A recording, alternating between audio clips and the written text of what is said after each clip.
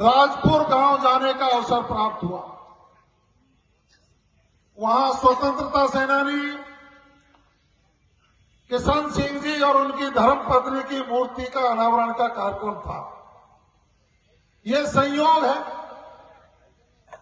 कि मुझे एक महान व्यक्तित्व की मूर्ति के अनावरण के कार्यक्रम में जाना पड़ा और आज ही आप लोग देवलैंड रोड पर अपनी मांग को लेकर इतनी भारी तादाद में इकट्ठे हुए और जब मुझे कहा गया कि देवलैंड रोड की सरदारी ये कह रही है कि हमारे जो प्रभारी मंत्री हैं वो करौली में ही हैं, तो हमारी बात सुनने के लिए आए, हमारा ज्ञापन लेकर के जाएं, तो सरदारों ऐसा हो सकता है कि आप आवाज दें और मैं नहीं आऊं?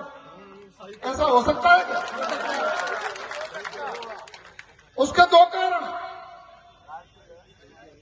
तो मैं आपके खून से पैदा हूं, किसान हूं।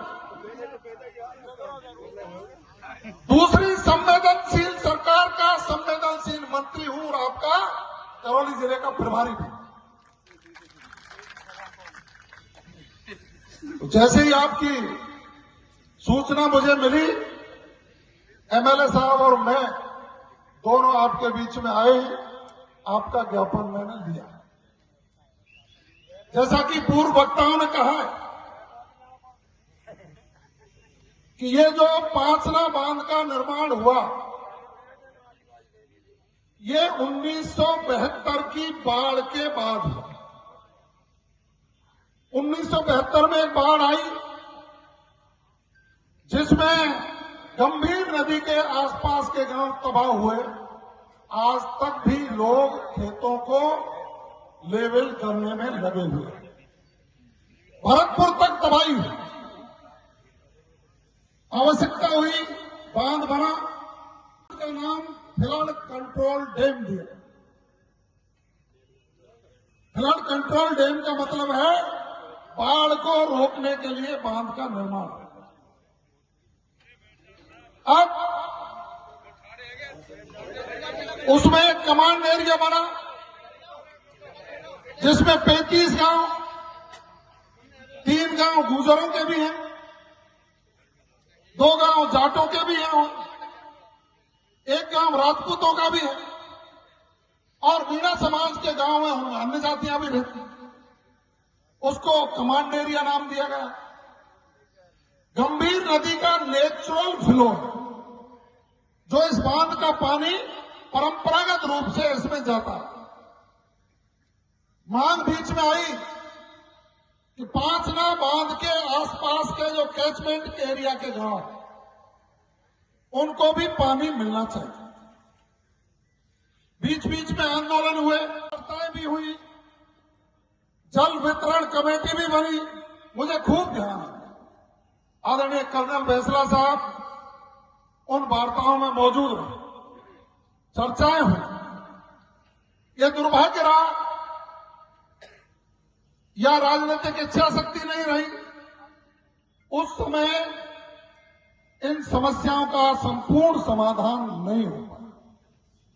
अब फिर पुनः एक आंदोलन शुरू हुआ।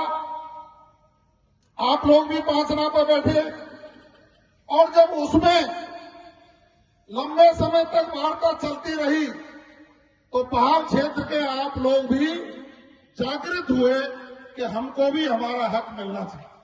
यही बात है। अपनी राजनीतिक रोटियां सेकने के लिए ओछी टिप्पणियां की, मैं उनकी भर्त्सना करता हूं, क्योंकि हम सब किसान और किसान कौमों को हम लड़ा देंगे और लड़ा करके यदि हम कोई पद प्राप्त कर लेंगे तो ये पाप आज नहीं तो कल फूटेगा और ये पाप का घड़ा उन लोगों पर फूटेगा जो समाजों को लड़ाने की बात करते। इसलिए मैंने सुबह भी कहा था कि मैं राजपुर जा रहा हूं। कुछ समझदार लोग मिले थे, पूरा भगत जी से इन लोगों से फोन पर भी बात हुई। मैं इनके मंच से कोई भी व्यक्ति किसी के प्रति अभद्र टिप्पणी नहीं करे। हमारी संस्कृति ये नहीं कहती है।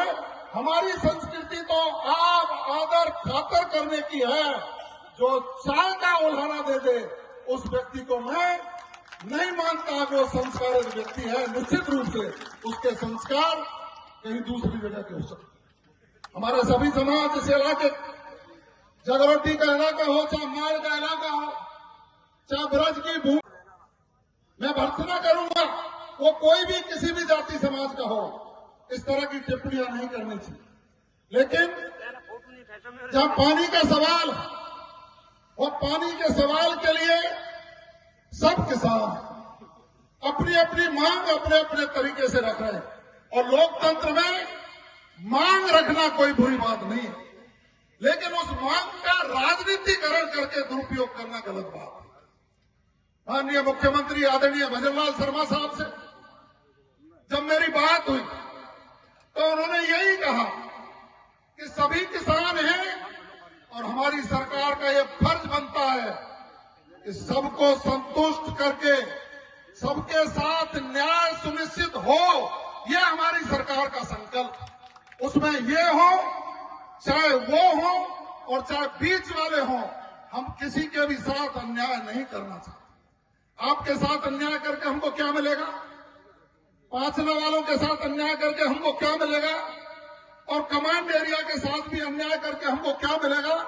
लेकिन भाईचारा स्थापित रहे, सभी किसानों को उपलब्ध पानी में से समुचित पानी की व्यवस्था, जो नियमों में प्रावधान है, जो हमारी परंपरागत व्यवस्थाएं उनके अनुसार हो, उसको सरकार करने के लिए दृढ़ संकल्पित है।